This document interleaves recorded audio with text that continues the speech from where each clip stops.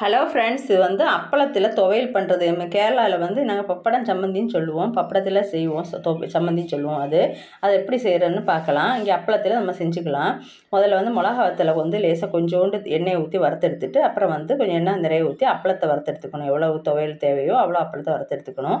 நான் இப்போ 2 3 அப்பளத்தை வறுத்தெடுத்துக்கிறேன். அதுக்கப்புறம் வந்து என்ன பண்ணணும், தேங்காய் வந்து துருவிக்கலாம், இல்லைன்னா பல்ல நறுக்கி எடுத்துக்கலாம். அதையும் கொஞ்சம் எடுத்து வச்சுக்கணும். அது மிக்சியில் போட்டுட்டு, அப்புறம் இந்த வறுத்த மிளகா வத்தல் இருக்கு இல்லையா, அதையும் போட்டுட்டு, அப்புறம் சின்ன வெங்காயம் ஒரு 4 2 3 சின்ன வெங்காயம், எனக்கு கொஞ்சமாக துவையல்னாலும் கொஞ்சமாக எடுத்துக்கிறேன். சின்ன வெங்காயத்தையும் போட்டு, அப்புறம் மிக்சியில் வந்து உப்பு போட தேவையில்லை. ஏன்னா அப்பளத்தில் உப்பு இருக்கும். அரைச்சதுக்கப்புறம் பார்த்துட்டு தேவைன்னா சேர்த்துக்கலாம்.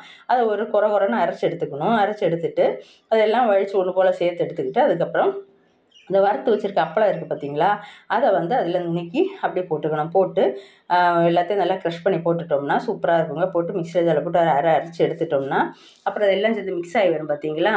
அப்புறம் வந்து நம்ம உப்பு பார்த்துக்கணும். உப்பு பார்க்கும்போது உப்பு பார்த்துக்கணும். உப்பு கொஞ்சம் கம்மியாக இருக்குது. அப்போ தான் உப்போட ஸ்டேஜ் தெரியும். அப்புறம் அது திரும்பவும் எடுத்து வச்சுட்டு அது குறன்னு தான் இருக்குது பார்த்தீங்களா, துவையல் ஸ்டேஜுக்கு வரல. அப்புறம் என்ன பண்ணால் இது தண்ணி சேர்க்கோட கொஞ்சோண்டு புளி கரைசல் ஊற்றிட்டு, அப்புறம் கொஞ்சம் எவ்வளோ உப்பு தேவையோ அதையும் போட்டு ஒரு அரைச்சி எடுத்தோம்னு வைங்களேன், பார்த்தீங்கன்னா சூப்பராக உருட்டி எடுத்தோம்னா அப்படியே அருமையான பப்பட சம்மந்தி, அதாவது அப்பள துவையல் ரெடியாக இருக்கும் பாருங்கள். சூப்பராக இருக்குங்க.